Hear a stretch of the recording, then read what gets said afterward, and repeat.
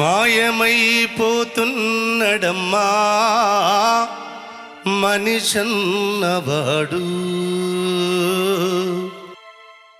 ఉత్తరప్రదేశ్లోని కౌశాంబి జాతీయ రహదారిపై ఈ ఘోర ప్రమాదం జరిగింది. సుమారు 200 మేకలతో వెళ్తున్న ఒక ట్రక్కు ఒక మలుపు వద్ద అదుపు తప్పి ఒక్కసారిగా బోల్తా పడింది. లారీ బోల్తా పడిన శబ్దానికి చుట్టుపక్కల గ్రామాలంతా భారీగా ఘటనా స్థలానికి చేరుకున్నారు. తీరా అక్కడికి వచ్చాక గాయపడిన డ్రైవర్ను గాని, లారీ కింద పడి నలిగిపోతున్న మూగజీవాలను గాని కాపాడాలన్న ఆలోచన ఆ జనాల్లో ఎక్కడా కనిపించలేదు. ప్రమాదాన్ని చూసి అక్కడ పెద్ద ఎత్తున గందరగోళం నెలకొంది. అదే అదునుగా భావించిన కొందరు స్థానికులు లారీలో ఉన్న మేకలను లూటీ చేయడం మొదలుపెట్టారు. ఎవ్వరికి చేతికి చిక్కిన మేకను వాళ్లు పట్టుకొని పారిపోయారు. కళ్ల ముందే కొన్ని మేకలు ప్రాణాలతో కొట్టుమిట్టాడుతున్నా కూడా జాలి చూపించలేదు.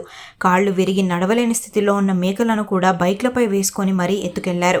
ఇంకా దారుణం ఏంటంటే ప్రమాదంలో చనిపోయిన మేకలను సైతం వదలకుండా కొందరు ఇళ్లకు మోసుకెళ్లడం అక్కడి సామాజిక స్పృహకు అద్దం పడుతోంది. ప్రస్తుతం ఈ విజువల్స్ సోషల్ మీడియాలో తెగ వైరల్ అవుతున్నాయి.